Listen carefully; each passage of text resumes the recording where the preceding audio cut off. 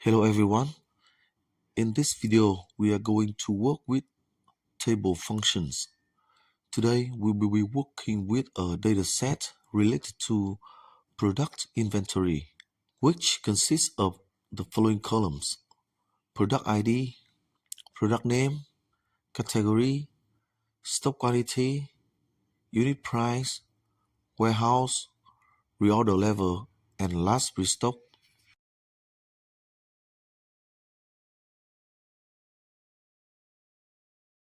For the task number 1, we are going to convert the data range into an official Excel table.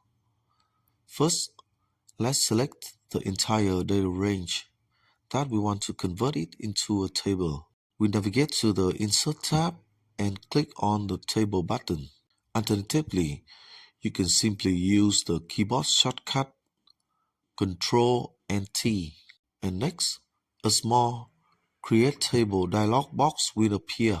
We need to verify the data range that we want to convert, and if your data already has headers, make sure to check the box that says My table has headers. Then click OK. Our data range has been converted into the table format. It automatically adds filter buttons to the columns, formats the rows with alternating colors, and applies a distinct color to the header rows. For the task number 2, we are going to go to the Table Design tab and rename the table to Inventory Table for easier referencing. When you click anywhere inside the table area, you will notice that a tab appears at the top called Table Design. In the first selection, under Properties, you will find the Table Name field, and this is where we assign a name to our table. To verify this, you can go to the Formulas tab where you will see our table listed. You can edit this entry by simply renaming the table. However, within the specific area, you can only rename the table. You cannot manually change the data range of the table. In the task number 3, we are going to change the table's appearance by choosing a medium style and toggling the banded rows option. To get started, click anywhere inside your table area and then select the Table Design tab. Next, open the Table Styles gallery. We are going to choose a medium design. In this example, I am going to select a gray tone. You will notice that the entire area, including the rows and table headers, has switched to gray with varying shades of light and dark. Moving on, we are going to uncheck banded rows. As you can see, the rows are no longer distinguished by alternating dark and light formatting. You can absolutely choose the Enable Banded Rows or Banded Columns to separate your rows and columns, which makes the data much easier to read. In the task number 4, we need to add a new column named Total Value and create a formula where total value is equal to stock quantity multiplied by unit price. I will create a column here after the unit price column and name it Total.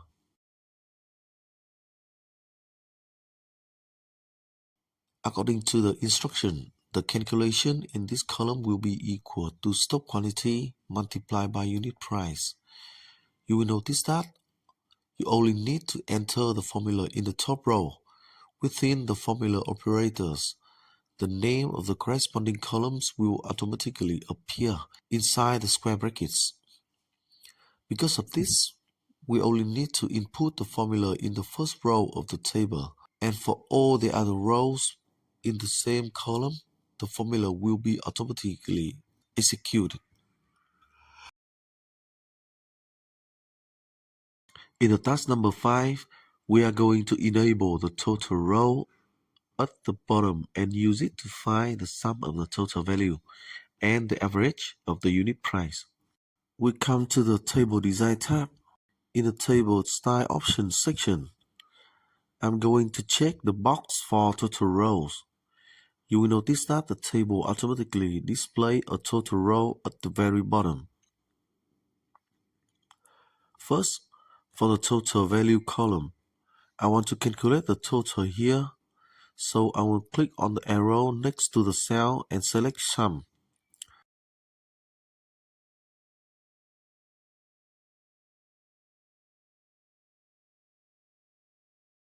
You can see it automatically calculates the sum of all values in the column. Let's verify this and we can see that the formula is correct. Next, for the unit price, similar to how we handle the total column, we will select the value we need to calculate, which is average.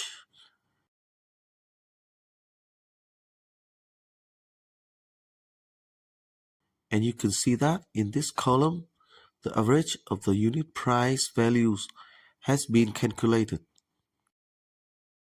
Now we will double check to see if the functions is accurate.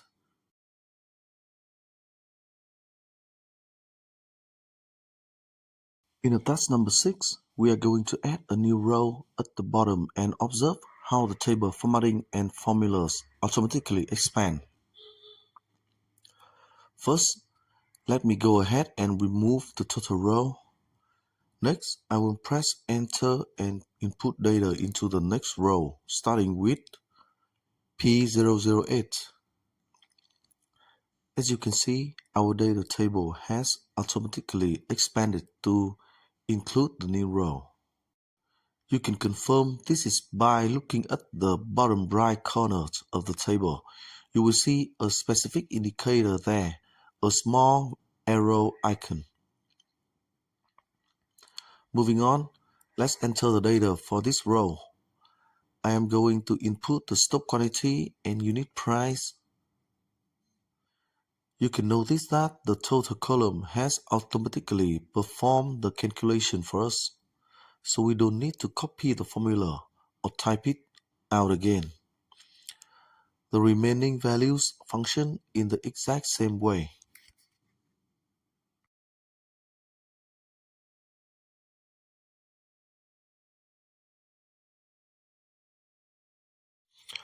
In the task number 7, we are going to add a status column and use an if formula and check if the stock quantity is less than the order level to return restock or OK. So let me add a column on the right, which will be the status column. Next, in the first row of this column, I will type the if function. Our logical test, the condition is that the stock quantity must be less than the order level. If the stock quantity is truly less than the order level, then our value if true must display restock.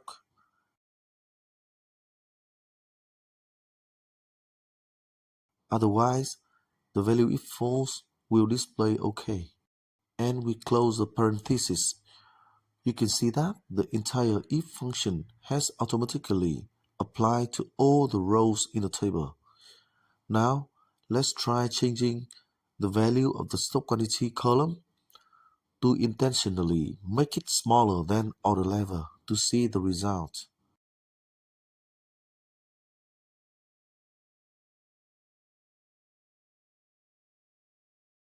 In the task number 8, we are going to insert a slicer for the warehouse and category columns to help us filter data visually and quickly. To do this, let's head over to the Table Design tab and click on the Insert Slicer button. Inside the slicer options, we need to check the columns we want to filter. In this example, I will select the warehouse and category columns. As you can see, all the unique values, meaning the distinct items from these columns. As you can see, all the unique values from these columns are automatically displayed. From here, you can simply click on this button to filter the data however you like. Choose to filter by a single value or select multiple items by enabling the multi-select options. Using this method, you can filter data very quickly across multiple values and columns. This will save you a lot of time compared to using the standard filter function.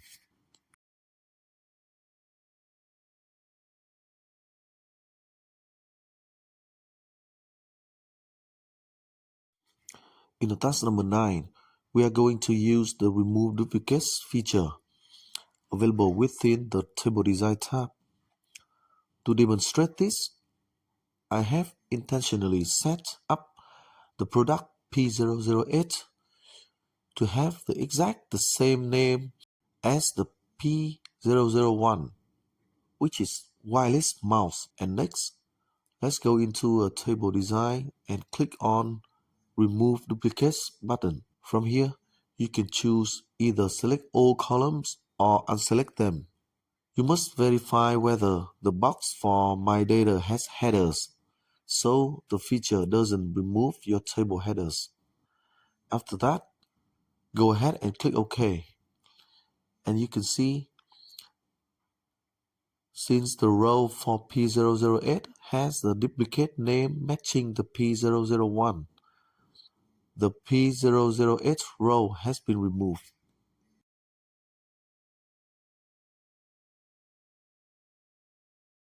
In the task number 10, we are going to convert the smart table back to a normal range. It is very simple to do. You just need to place your cursor inside the table, go to the Table Design tab, then click the Convert to Range button. After clicking that, you will see that the data has returned to its original plain data format. This data range will no longer have features like filters or the ability to automatically apply formulas to entire column, which are features of the table function.